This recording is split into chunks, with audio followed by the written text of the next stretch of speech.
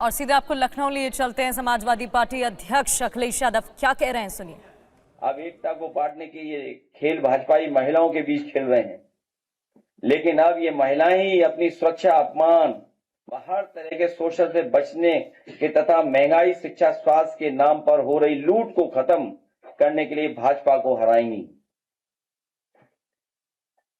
आज के नए विचार वाली नारी और उसकी आधुनिक सोच भाजपा के पुराने जमाने की तंग सोच से मेल नहीं खाती है। इसलिए भाजपाई सोचते हैं कि समाज में अभी भी जो महिलाएं पुरानी सोच की हैं, उन्हें तो कम से कम अपनी तरफ कर लें, क्योंकि जागरूक समाज की कोई युवती नारी तो भाजपा को वोट देने वाली नहीं है। ये टीवी सीरियल की आपसी राजनीति को असल जिंदगी में औरतों के बीच एक लाइन खींचने के लिए इस्तेमाल करना चाहते थे, जिससे महिला एकता न बन पाए। ये भी संकीर्ण सोच और तंग नजरिया वाले उन भाजपाई और उनके संगी साथियों की गहरी चाल थी, जिनकी महिलाओं के बारे में सोच सामंती है, मतलब जो पुरुषों की सत्ता में विश्वास रखते हैं और इस बात में भी कि नारी को कमजोर रखो, नारी को अधिकार मत दो, उसे न निर्णय की स्वतंत्रता दो, न सोच विचार की, न घूमने फिरने की, न पहनावे की, जिसका उदाहरण इनके दकियानूसी, पुरातनपंथी, रूढ़िवादी, रंगे पुते लोगों के उन विरोध और प्रदर्शन में दिखता है। को बचाने के लिए हिंसक हो जाते हैं और जब इनका विरोध होता है तो ये तुरंत तितर बितर होकर भूमिगत हो जाते हैं। जनता के बढ़ते विरोध और आक्रोश से ध्यान हटाने के लिए साजिशन लाए गए तथाकथित महिला आरक्षण बिल की हार भाजपा की हार है। ये भाजपा की बदनीयत की भी हार है। भाजपा का हर प्रयास, हर बिल या तो कुछ लोगों को फायदा पहुंचाने के लिए होता है या समाज को बांटने का छल छलावा होता है। इस बार भाजपा इस बिल के माध्यम से महिलाओं की एकता में दरार डालकर उनको ठगना चाहती थी, लेकिन विपक्ष की एकता ने भाजपाई मंसूबों को धूल चटा दी। ये भाजपा के खिलाफ देश की सक्रिय हो चुकी जन चेतना की जीत है, जिसका प्रतिनिधित्व देश का विपक्ष कर रहा है। तथा कथित महिला आरक्षण बिल के बहाने भाजपा नारी को नारा बनाने की कोशिश कर रही थी, क्योंकि महिला असुरक्षा, महिलाओं के खिलाफ बेतहाशा बढ़ती हिंसा व अपराध, महंगाई, बेरोजगारी, बेकारी, बीमारी और शिक्षा की वजह से नारी भाजपा से किनारा कर चुकी है। नारी स्वतंत्रता के विरुद्ध भाजपाई और उनके संगी साथियों की रूढ़िवादी, संकीर्ण सोच और तंग नजरिया नए जमाने की नारी शक्ति को स्वीकार नहीं है। परसीमन के नाम पर यह बिल भी रूप बदलकर नारी के अधिकार का हरण करने आया था। इस बिल को लेकर हमारे सवाल और शंका हमारा विरोध नहीं, बल्कि ये तो नारी के अधिकारों को बचाने की वो सकारात्मक लक्ष्मण रेखा है जो नारी के सशक्तिकरण के लिए संसद में संयुक्त विपक्ष द्वारा खींची गई। तथा कथित महिला आरक्षण परसीमन बिल पिछड़े, दलित, आदिवासी, अल्पसंख्यक मतलब लगभग 95% पीडीए समाज की सभी महिलाओं के खिलाफ था, क्योंकि इससे महिलाओं के बीच विभाजन करने की साजिश की जा रही थी। यह महिला को अधिकार देने की नहीं, बल्कि आज उनकी शक्ति को बांटकर बेहद कमजोर करने का व कल को उनके हक को छीनने की छद्म योजना थी। भाजपा के वैचारिक पूर्वजों ने आजादी से पहले देश को बांटने में अपनी भूमिका निभाई और फिर उनके संगी साथियों ने आजादी के बाद भी नफरत के नाम पर समाज के भाईचारे, अमन चैन को बांटने की कुटिल करतूत जारी रखी। और ये अभी नकारात्मक लोग अपनी नारी विरोधी सामंती सोच के कारण देश की आधी आबादी मतलब महिलाओं की ताकत बांटने और हमेशा के लिए दबाए रखने का षड्यंत्र कर रहे थे, जिससे कि आज की जागरूक नारी की विरोध की क्षमता बढ़ जाए, घट जाए, मिट जाए। ये बिल नहीं था, भाजपा की दरारवादी राजनीति का काला दस्तावेज था। जिन्होंने नारी को अपने संगठनों में मान सम्मान नहीं दिया, वो राजनीति में क्या स्थान देंगे। अगर पिछड़ों की आबादी कम से कम केवल 66 भी मान ली जाए, इनमें आधी आबादी मतलब 33% होगी, जिनके हक की बात नहीं हो रही थी। इसका मतलब यह है कि बिल 33% महिलाओं के हक देने के लिए नहीं बल्कि उनका हक मारने के लिए लाया जा रहा था। ये भाजपा और उनकी वर्चस्ववादी महिला विरोधी सामंती सोच की साजिश है जिसका हम विरोध करते रहेंगे, इसके लिए भी चाहे साल लगे या सदी। दरअसल ये 33% महिलाओं को आरक्षण दे नहीं रहे थे बल्कि 33% महिलाओं से आरक्षण छीन रहे थे। अगर इनमें अनुसूचित जनजाति व अल्पसंख्यक महिलाओं को भी जोड़ दिया जाए तो पीडीए महिलाओं की हकमारी का ये आंकड़ा 50 तक पहुंच जाता है। हम महिला बिल के विरोध में नहीं थे, सिर्फ उनके पास शोषणकारी तरीके के खिलाफ थे जिसकी मंशा खराब थी। अगर किसी काम को करने की सही मंशा होती है तो शंका नहीं होती है। दरअसल ये भाजपा की हार की हड़बड़ी में उठाया गया कदम था, इसके पीछे कोई तैयारी नहीं थी। हमारे बीच इस बिल को लेकर इसलिए रोष था क्योंकि प्रक्रिया में दोष था। हमने माना कि इस बिल में खोट है क्योंकि भाजपा के नजर में केवल वोट है, इसलिए हमने विरोध किया और लोकतंत्र और संविधान को बचाने की एक और मुहिम में हम सफल रहे। दरअसल महिला आरक्षण बिल का तो आधार ही निराधार था। आरक्षण का आधार अगर कुल सीटों का 1/3 है तो इसका मतलब हुआ कि ये गणित का विषय है और गणित का आधार अंक होते हैं, ये संख्याएं होती हैं, कोई हवा हवाई बात नहीं। और इस तरह के मामले में संख्या का आधार जनसंख्या होता है जिसका आधार जनगणना होती है। जब महिलाओं की जनसंख्या के लिए 2011 के पुराने आंकड़ों को आधार बनाएंगे तो महिला आरक्षण की आधार भूमि गलत होगी। जब भूमि में ही दोष होगा तो सच्ची फसल कैसे उगेगी। इसलिए हमने कहा जब गिनती ही गलत होगी तो आरक्षण कैसे सही होगा। ये संशोधन के नाम पर जो जल्दीबाजी दिखा रहे थे, दरअसल उसके पीछे भाजपाइयों की मंशा ये थी कि जनगणना न करनी पड़े, क्योंकि जनगणना हुई तो जातिवार आंकड़े भी देने पड़ेंगे और जातिवार आंकड़े भी देने पड़ेंगे और जातिवार आरक्षण भी देना पड़ेगा।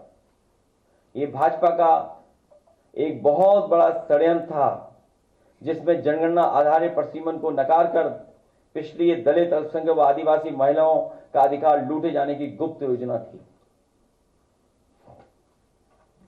आज जब हर तरह से महिलाओं के शोषण की खबरें आ रही हैं, ऐसे में महिलाओं को तत्कालिक रक्षण और संरक्षण की आवश्यकता है। इस बड़ी मांग से ध्यान भटकाने के लिए और अपने को महिलाओं का हितैषी साबित करने के लिए भाजपा ये आधा अधूरा महिला आरक्षण बिल लाने का नाटक कर रही थी। इस महिला आरक्षण बिल के साथ थे लेकिन परसीमन के नाम पर की जा रही जल्दीबाजी के खिलाफ थे। दरअसल ये भाजपा को सामने दिख रही अपनी जमानत जब्त हार की हड़बड़ी में उठाया गया कदम था, इसके पीछे कोई तैयारी नहीं थी। इसलिए हमारी सबसे बड़ी आपत्ति यही रही कि पहले जनगणना कराई जाए, फिर महिला आरक्षण की बात उठाई जाए। जो सरकार महिलाओं को गिनना नहीं चाहती वो भला उन्हें आरक्षण क्या देगी। महिलाओं के साथ भाजपा और उनके संगी साथियों जो धोखा करना चाहते थे, महिलाओं के साथ वो छलावा हम नहीं होने देंगे। ये महिला सशक्तिकरण की बजाय तुष्टीकरण का कोशिश है। सबसे पहली बात तो महिला के अधिकार की होनी चाहिए और आरक्षण को उसका जरिया मानना चाहिए। अगर जरिया ही गलत होगा तो परिणाम कैसे सही होगा। हम कह सकते हैं कि महिला आरक्षण की खामियां आखिरकार महिला अधिकार की खामियां साबित होंगी, क्योंकि नियत चुनावी राजनीति के फायदा उठाने का था, ना कि महिलाओं को सच्चा प्रतिनिधित्व देने की। इसलिए यह कभी सही साबित नहीं होता। प्रधान पति की तरह सांसद पति की अवधारणा भी चल निकलती। सच तो यह है कि आखिरकार महिला आरक्षण राजनीतिक दिखावा ही साबित होता, क्योंकि यह महिला सशक्तिकरण के मूल मुद्दों को संबोधित नहीं करता है। बुनियादी सवाल यह है कि जब नए निर्वाचित क्षेत्र ही नहीं बनेंगे तो महिलाएं किसका प्रतिनिधित्व करेंगी और नए निर्वाचन क्षेत्र तब तक नहीं बनेंगे जब तक परिसीमन न हो जिसका आधार जनगणना होगी। घूम फिर करके बात वहीं पहुंच जाती है कि जब तक महिलाओं की गिनती सही नहीं होगी, महिला आरक्षण सही नहीं होगा।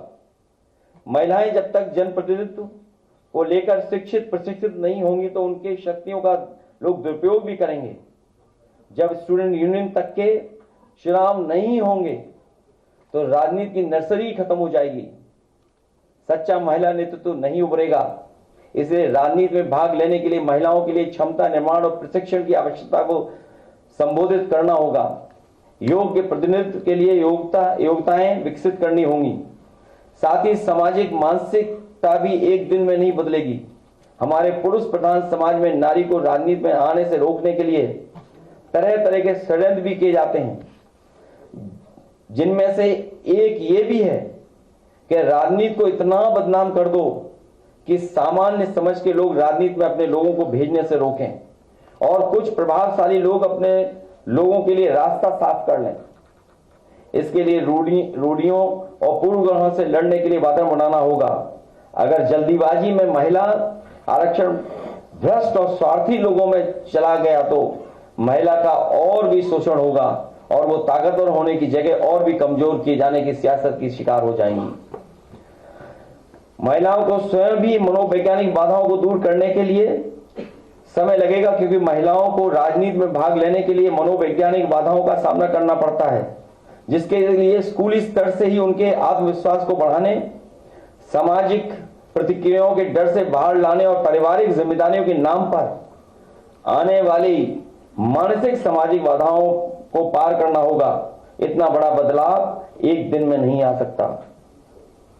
अगर हम इन सब बातों को नजरअंदाज किया गया, महिला आरक्षण का सांकेतिक बनकर रह जाएगी, अपने मूल उद्देश्यों से भटक जाएगा। जहां महिलाओं को आरक्षण कोटा का पूरा करने के लिए निर्वाचित या नामित किया जाएगा, लेकिन सही मायने में राजनीतिक प्रक्रिया में भाग लेने के लिए सशक्त नहीं बनाया जाएगा, इसमें आदिवासी, दलित, पिछड़े, अल्पसंख्यक समाज की महिलाओं को रिप्रेजेंटेटिव जस्टिस मिल सके, यह सुनिश्चित करना पड़ेगा। किसी भी कार्य क्षेत्र में काम करने के लिए महिलाओं के लिए कुछ विशेष सुविधाओं की व्यवस्था करनी पड़ती है, उनके बारे में भी इंफ्रास्ट्रक्चर विकसित करना होगा। हमारा मानना है यही है कि महिला आरक्षण लागू करने के लिए पुख्ता तैयारी हो, सिर्फ हवाई बात या लफ्ज़बाजी नहीं। कुल मिलाकर सरकार से हमारा यह कहना था कि जब तक जनगणना नहीं तब तक महिला आरक्षण पर बहस करना नहीं। इनकी रूढ़िवादी सोच में महिला का कोई स्थान नहीं है। ये स्कूलों को बंद करके दूर करना चाहते हैं, जिसका सबसे ज्यादा नुकसान लड़कियों को ही होगा, क्योंकि सुरक्षा के नाम पर माँ बाप बच्चों को दूर नहीं भेजना चाहते हैं। इसी तरह स्वास्थ्य और चिकित्सा के क्षेत्र में कमजोर रखने की सबसे अधिक हानि स्त्रियों को ही होती है, क्योंकि सामाजिक, आर्थिक, मानसिक कारणों से वो पोषण व अन्य तरह शारीरिक जरूरतों के लिए सदैव उपेक्षित रहती हैं। संपत्ति में बेटी को हिस्सेदारी को लेकर आज भी परिवार टूट रहे हैं। वर्क प्लेस सिक्योरिटी डिस्क्रिमिनेशन पर बात होनी चाहिए। सच तो यह है कि महिलाओं को आरक्षण से पहले उन असुरक्षाओं, भेदभावों से संरक्षण की आवश्यकता है जो वो घर, बाहर और सार्वजनिक स्थलों पर और आवागमन के दौरान झेलती हैं। न्याय के दरवाजे खटखटाने से पहले महिलाओं ही क्यों डिस्करेज किया जाता है? जब ऑल वुमेन पुलिस स्टेशन हो सकते हैं तो ऑल वुमेन कोर्ट क्यों नहीं हो सकते हैं, जहां अपनी बात कहने के लिए हिचक ना हो। आज इंडिया की एकजुटता ने साबित कर दिया है कि नैतिक रूप से भाजपा ने सरकार में बने रहने का आधार खो दिया है, क्योंकि संसद में जो सरकार हार जाती है वो बाहर जाती है। ये जनता की जीत है, इसलिए पूरे देश में सालों बाद हर्षोल्लास का वातावरण बना है, क्योंकि जनता को विश्वास हो गया है कि बुरे दिन जाने वाले हैं। बहुत बहुत धन्यवाद आपका।